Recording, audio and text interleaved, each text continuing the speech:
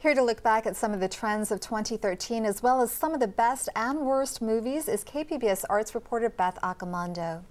Beth, what struck you in terms of trends this year?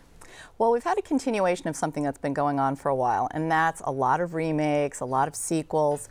And part of this is because Hollywood studios tend to be putting everything in, all their eggs in one basket. They're looking for a big budgeted film that comes out at like summer or Christmas that'll get all their money back at one shot. The problem with that is it makes them very cautious. They want to make a film that is guaranteed of getting this billion-dollar gross at the end of the year.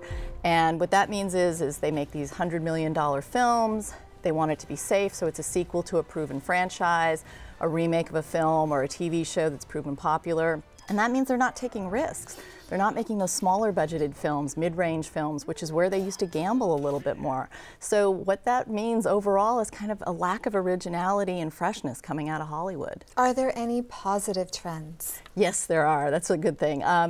Documentaries are really proving to be wonderful. Part of this is that access to equipment and making documentaries now is cheaper, and there's more equipment that you can just get in your garage to make films with. We had an embarrassment of riches in the documentary field this year, and it was a very diverse selection of films as well. So we had The Act of Killing, in which a war criminal was asked to reenact his memories of murder. In The Stories We Tell, actress Sarah Polley looked to her own family for documentary material. And in 20 Feet from Stardom, we looked to the backup singers to famous celebrities. These are all great films, and this is where we're finding a lot more creativity, I think, right now, and a lot more risk-taking.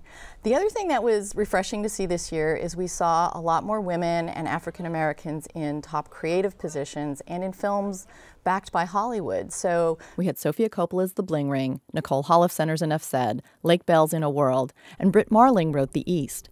These were all films in which women were driving the stories, but they weren't necessarily chick flicks, and that was really refreshing. There also seemed to be more African American directors finding work in Hollywood, with Steve McQueen's 12 Years a Slave, Lee Daniels' The Butler, and Spike Lee's Old Boy. And there were also directors like Ryan Coogler and Tyler Perry who were finding success outside of Hollywood with independent films. But I do feel like we need to get to the point where there are enough women and minorities in top creative positions in Hollywood that we no longer have to highlight them, that we can just feel they're well represented and they're working in a diverse array of genres. Do you have a favorite film?